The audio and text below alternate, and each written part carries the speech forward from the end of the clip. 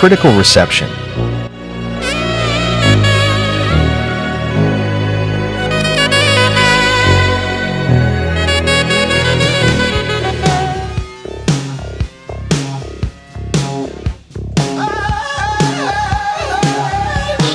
Opinions about the album were divided.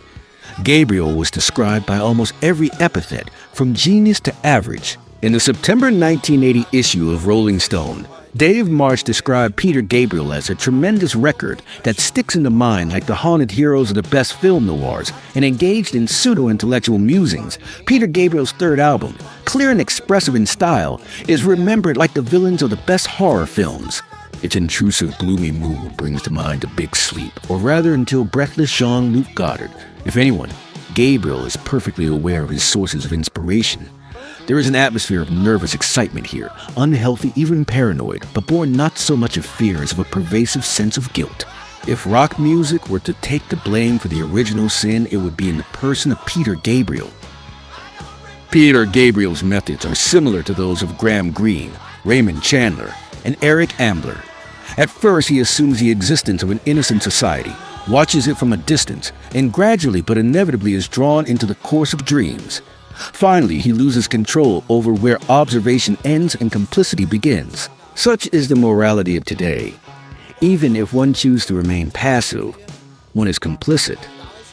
Marsh continued his rambling argument, ending it with the conclusion: Peter Gabriel foresees a grim past from which there is no turning back.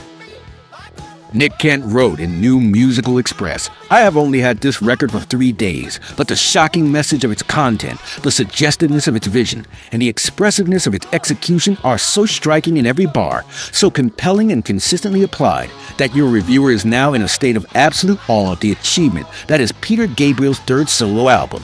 Kent concluded his review with this prognosis: "I am convinced that this record will become one of the defining works of music in the 80s.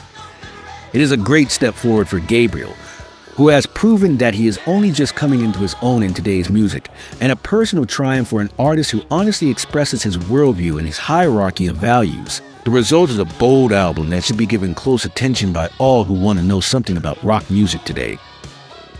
However, a week later, the same New Musical Express published another review by Paul Morley. Kent's editorial colleague was much less kind, calling Gabriel the David Essex for thinking people, and describing the album as an effective mixture of eccentricity, pessimism, delusion, and madness, expertly crafted and spiced with enough philosophical and political allusions to cure even the most mindless rock listeners of their complexes. He also added that the album was admirable in its sincerity, but artistically shallow. Gabriel felt offended by Morley's unfounded attacks and gradually lost confidence in the music press. He said about the reviews of his next album, "It seems to me that only a dishonest artist can claim that he is not bothered by hurtful reviews. They not only cause pain, but also discourage."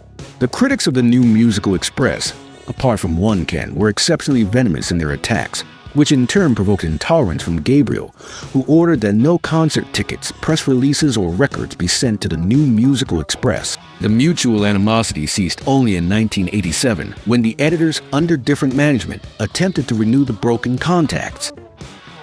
With that dramatic double drum strike, the third album is wrapped up. Through his embracing of new technologies such as the Fairlight and studio experimentation in creating new sounds, such as the gated reverb on the drums or imposing restriction on himself and his fellow musicians, he had produced an album that was streets ahead of his contemporaries.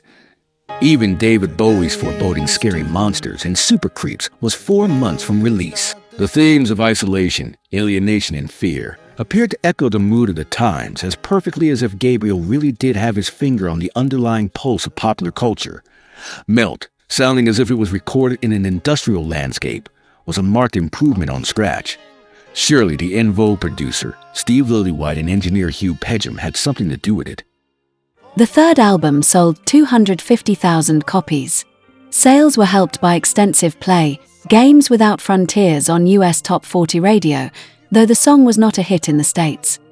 Atlantic Records apart, the third album is regarded as the one that established Peter Gabriel as an important artist and paved the way for future success. Within 2 years of dropping Gabriel, Atlantic were offering to buy him back for an advance of $750,000. In the UK, the album, again just known as Peter Gabriel, was straight to number 3 after its release on May 31st, 1980. The following weekend became Gabriel's first number 1 record. In 1989, Peter Gabriel was ranked at number 46 on Rolling Stone's list of the 100 best albums of the 1980s. In 2000, Q placed the album at number 53 on its list of the 100 greatest British albums ever. 6 years later, the magazine placed it at number 29 on its list of the 40 best albums of the 1980s. In 2018, Pitchfork ranked Peter Gabriel in 125th place on its revised and expanded list of the 200 best albums of the 1980s.